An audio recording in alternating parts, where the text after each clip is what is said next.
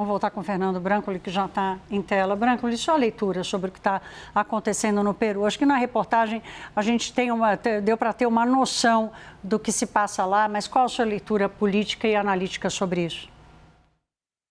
Bom, acho que vale a pena lembrar que o Peru, ao longo dos últimos 10 anos, teve 9 presidentes diferentes. A gente está falando de uma crise muito grande, ah, que começa, de certa forma, ou pelo menos se aguda, com um argumento sobre corrupção, que inclusive envolve empresas brasileiras, com crise econômica também, e com uma certa incapacidade de políticos tradicionais dentro do país de se construírem como alternativa.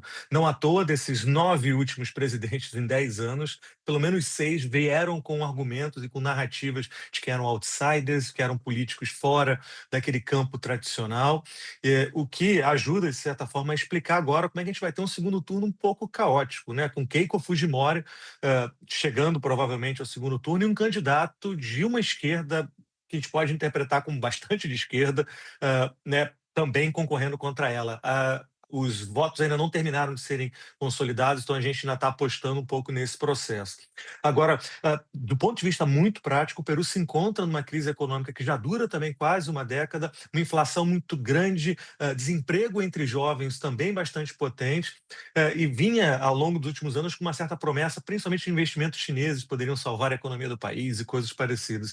Então, sendo muito sincero, a gente vai ter que acompanhar esse segundo turno, mas eu não me impressionaria se em alguns meses a gente voltar aqui para conversar com o Peru novamente em crise política, na medida em que as estruturas que dizem respeito ao combate à corrupção, a desemprego entre jovens e principalmente inflação, não me parece que teremos mudanças estruturais muito potentes ao longo dos próximos anos. Então, uma situação complicada, vale a pena lembrar, um parceiro importante comercial do Brasil, e que, obviamente, gerando essas instabilidades na região, resvala para a gente por aqui também, né?